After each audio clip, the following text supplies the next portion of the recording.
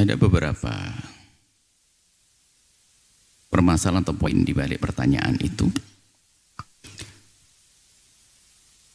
Yang pertama adalah tentang anak yatim. Tugas siapa? Tugas kita semuanya. Bahkan Nabi sudah menghimbau, mengajarkan kepada kita, memberikan kabar gembira. Yang aku ingin dekat dengan Nabi, pedulilah dengan anak yatim. Ana wa kafirul yatimi kahataini.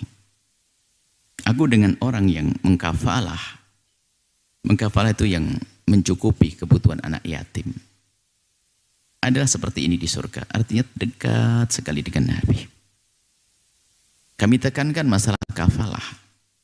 Kafalah itu adalah bukan menyantuni setahun sekali. Dikasih duit 200.000 itu dibelikan garam, suruh diisap saja 1 tahun.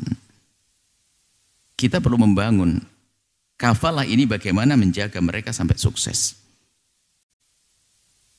Kita rawat mereka. Nah, ilmu merawat ini harus sesuai dengan petunjuk syariat. Bukan sekedar kita mencukupi kebutuhan mereka, tidak. Ada bimbingan. Bisa jadi seseorang merawat anak yatim salah, hanya membiayai uangnya saja, tapi tidak diarahkan kenal Allah. Ini juga salah seorang merawat anak yatim. Hanya membiayai urusan sekolahnya saja, tidak pernah diarahkan kepada Allah. Sehingga dia menjadi seorang yang pintar dalam bermacam-macam ilmu, tapi tidak kenal Allah. Ketahuilah bahwa seorang anak itu kalau dia bodoh, dia kalau berbuat jahat paling hanya nyuri jemuran, nyuri mangga tetangga. Tapi kalau sudah kita pinterkan tidak kenal Allah, dia berbuat jahat adalah segede-gedenya kejahatan. Anda yang telah ikut andil di dalam membesarkannya. Makanya kami ingatkan janganlah hanya sekedar. Ini tingkatan-tingkatan. Anda yang tidak punya kesadaran merawat anak yatim. Yang punya kesadaran pun ternyata harus ada. Ada rambu-rambunya di situ. Bagaimana saya merawat anak yatim? Aku kirimkan ke tempat yang benar. Apakah harus bawa ke rumah? Belum tentu. Jangan-jangan rumah kita tidak sehat. Ini perlu ilmu ini. Saya peduli dengan anak yatim itu. Akan saya muliakan. Saya ingin selamatkan. Saya ingin sekolahkan dia. Oke. Tapi harus kita pikirkan sekolah yang kenal agama atau tidak. Kalau tidak, jangan. Karena yang paling dibutuhkan mereka adalah kenal Allah agar ngerti halal haram. Tentu setelah itu kita antarkan jadi dokter dan sebagainya harus kita. Kita boleh-boleh saja menjadikan seorang dokter hebat. Anda mendidik seorang dokter yang khusus ahli surga. Nah ini merawatnya sendiri ada ilmunya. Apakah harus saya bawa ke rumah saya? Oh belum tentu.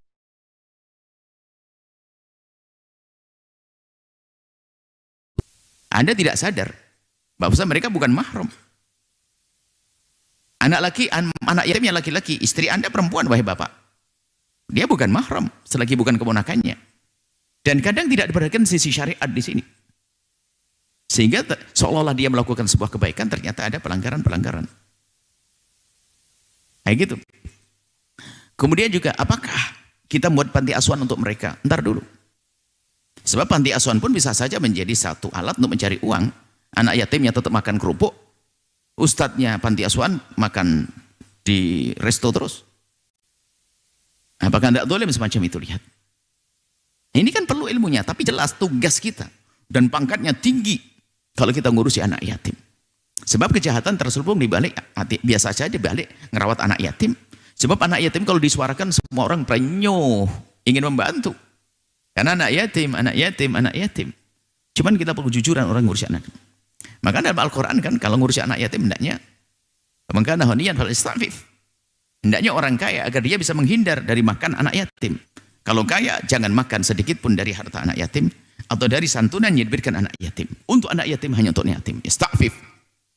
Kalau fakir, karena fakiran fal ya'kul bil ma'ruf. Kalau dia orang enggak mampu, hendaknya dia ikut makan tapi bil ma'ruf. Bil ma'ruf itu adalah dua makna. Ma'ruf itu adalah ala kadarnya, sama dengan yang dimakan anak yatim. Bukan ustadz yang dilebihkan, tidak. Jadi makannya sama, boleh. Saya seorang fakir ngerawat anak yatim. Karena saya bisa. Kemudian saya ikut makan bersama mereka. Bil ma'ruf ala kadarnya, uruf, yang layak. Atau bil ma'ruf itu mana lain apa? Nanti kalau kamu sudah kaya ganti, karena sekarang fakir. Loh. Jadi hati-hati, bukan alat anak yatim. Makanya kita ingin membahas di sini agak luas tentang anak yatim ini. Jangan anak yatim hanya kita bikin plang. Lalu orang datang duitnya pakai apa? Pakai anting istri. Hati-hati jangan berbuat zalim pada anak yatim. Allah bisa menyatimkan anak kita di esok hari. Ini masalah merawat anak yatim semacam itu. Jadi paling utama adalah kita merawat anak yatim, kita masukkan ke sebuah tempat yang dia mulia, yang bisa menghantarkan kepada Allah Subhanahu wa Ta'ala. Kalau pendidikan dunia ada, sekarang misalnya pesantren-pesantren. Kalau di rumah kita berat hari ini, kita motivasi mereka untuk bisa sekolah. Anggap saja kalau Anda duitnya banyak, anggap sekolah yang paling mahal, tapi mengenalkan Allah, ada agamanya, sah. Kalau Anda bawa ke rumah Anda, berat. Anda sendiri sibuk dengan bisnis Anda sibuk dengan kesibukan Anda, mungkin dia malah tidak terawat. Tapi kesadaran untuk merawat mereka itu sesuai dengan keadaan zaman, sesuai dengan kebutuhan mereka, khususnya kebutuhan akhirat. Nah ini adalah, jadi ini tugas semuanya. Tugas anak-anak ya, tugas kita terhadap anak yatim. Kan di sana ada semacam obrolan, anak yatim ini kok pada bandel-bandel ya, nakal-nakal ya. Kenapa anak laki? Oh, gimana tidak nakal? Ibunya, dia sibuk cari uang, sehingga nggak bisa ngerawat dia. Anda nggak peduli dengan dia. Makanya ibunya nggak sempat rawat. Gimana nggak nakal? Bapaknya nggak ada, ibunya kerja, yang urus anak nggak ada. Kita juga nggak peduli kepada mereka. Gimana nggak nakal? Kita biarkan anak yatim. Jadi kalau anak yatim nakal, salahkan kita. Kenapa kita tidak ngerawat dia? Maka yang perlu kita hidupkan budaya kafalah, bukan budaya santunan. Sudah memberi santunan, begitu bangganya dengan kasih santunan yatim setahun sekali. 200.000 di amplopin, dijemur lagi anak yatimnya, panas itu 250.000 untuk 1 tahun. Saya ingatkan, merawat anak yatim. Ayo kita kumpulkan anak itu, Anda cari anak itu, Anda rayu anak yatim untuk bisa sekolah yang kenal agama, kenal ilmu dunia, agar mereka sukses dunia akhirat. Baik, ini adalah masalah ini. Kemudian hal lain lagi, masalah mendidik, hati-hati. Tadi adalah alasannya berbuat baik. Makanya ini adalah karena yang baik-baik tidak masuk di dalam wilayah ini. Sehingga ada orang memancing, memanfaatkan kesempatan dalam kesempitan orang lain. Sehingga pura-pura ngerawat, digedekan dan sebagainya. Setelah itu adalah naudzubillah dilakukan kehinaan. Jangankan dalam keharaman. Di dalam Islam sendiri, fankihu ma taba lakum minan nisa'i mathna wa thulatha ruba' itu. Masalah menikah 1 2 3 4. Itu kan kisahnya terakhir. Fa in khiftum alla ta'dilu fawahidah. Fa in khiftum. Kalau kamu takut tidak adil, maka satu saja. Ini adalah kalau kita bawa ceritanya begini. Jika engkau merawat anak yatim perempuan tentunya bukan urusan, bukan mahrammu. Awas, jangan sampai kau nikahi dia, lalu kamu ingin menguasai kekayaannya, kamu ingin dolim kepadanya.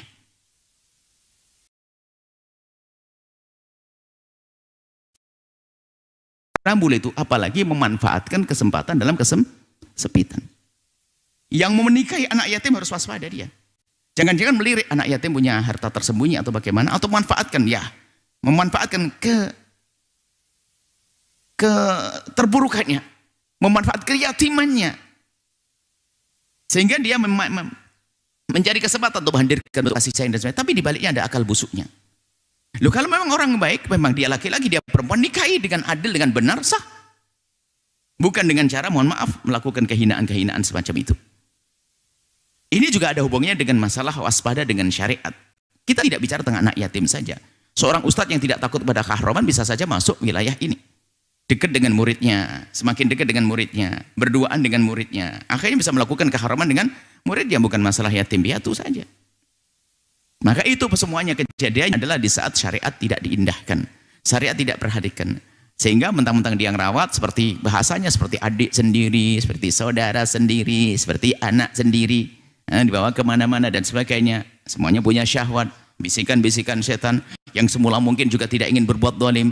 Cuman berjalannya waktu, ada syahwat yang datang, ada bisikan setan dan yang lain sebagainya. Tidak tahu apa yang dibaca, apa yang dilihat. Tak taunya si anak perempuannya juga sama, terjadi kehinaan. Semuanya karena tidak mengindahkan syariat. Jadi kalau Anda memang merawat anak yatim, Anda harus betul karena Allah. Termasuk merusak semacam itu bentuk zalim. Melakukan kehinaan zina dengan anak yatim sebenarnya itu zalim di atas kezaliman. Bukan sekedar zalim saja, zalim di atas kezaliman, dia merusak kehidupannya. Kalau menikahi dengan cara yang benar, akan diberi nafkah, dibesarkan, ya sah. Anda seorang pria sukses, laki-laki muda sukses, kemudian punya anak yatim, ngerawat anak yatim, kemudian dilihat di antara mereka ada yang baik akhlaknya, lalu dinikahi, ya sah saja, menikah kok. Tapi kalau melakukan keharaman, menghancurkan. Nah, kesalahannya di mana? Semuanya punya andil kesalahan di dalam hal ini. Kita hanya kurang peduli pada anak yatim sehingga orang baik tidak merawat dia, yang tidak baik merawat anak yatim untuk dijadikan kesenangan untuk bagi dia. Nah, semacam ini. Bagi ini yang perlu kami gugah adalah semuanya. Ayo peduli dengan kehidupan anak yatim, kita memperhatikan mereka. Kemudian siapapun yang merawat anak yatim, tolong waspada. Anak yatim adalah tetap orang lain, dia adalah bukan mahram dengan dirimu. Harus waspada. Dan ada syahwat di dalam dirimu, juga ada syahwat di dalam dirinya. Kita harus tetap pakai rambu-rambu. Rambu-rambu syariat. Sehingga indah di dalam menjalankannya. Semuanya yang terjadi itu karena dia ngentengin syariat. Seorang ustadz berbuat tidak baik dengan muridnya, itu tidak serta-merta. Akan tapi biasanya, mungkin ya karena mengentengkan, dipanggil di tempatnya sembunyi sendiri, berduaan dan sebagainya, karena tidak takut kepada Allah. Semoga Allah menjaga semuanya. Baik, setelah ini semoga bangkit dalam diri kita semangat untuk menjaga anak yatim. Dengan cara yang benar. Maka Anda sebagai seorang perempuan, istri, kalau Anda ingin memasukkan anak yatim di rumah Anda, harus hati-hati. Urusan dia dengan suami Anda. Mungkin dengan anak laki-laki Anda. Dan harus waspada. Jangan hanya main comot tapi tidak pakai petunjuk syariat. Jangan sampai Anda membuat kerusakan di dalam rumah Anda sendiri. Sehingga seolah-olah dia ingin nolong orang, ternyata dia telah menghancur dirinya. Menghancurkan diri dan keluarganya. Tapi di sisi lain Anda tidak perlu takut. Bahkan kami himbau setelah ini ada semangat. Kalau Anda berani menyekolahkan anak Anda. Menghabiskan uang 10 juta dalam sebulan. Kalau seandainya Anda berani membawa anak yatim keluar 10 juta lebih dari itu, kata yang lebih cepat pintar adalah anak Anda. Dibawa kemana 10 jutanya? Tidak harus dibawa ke rumah Anda. Saya akan anggarkan uang saya 10 juta seperti yang saya keluarkan buat anak saya. Saya akan perlakukan anak yatim seperti anak saya sendiri, cuman ditempatkan di mana? Tempat yang baik, di sekolah-sekolah yang ada pondok pesantrennya. Aman, Anda tidak usah memikirkan kapan keluar masuk urusan handphone segala macam. Oh, hebat. Dan sudah ada orang seperti itu di tempat ini. Sudah banyak orang seperti itu di tempat ini. Tinggal Anda yang menyusul. Yang belum Anda menyusul. Ada.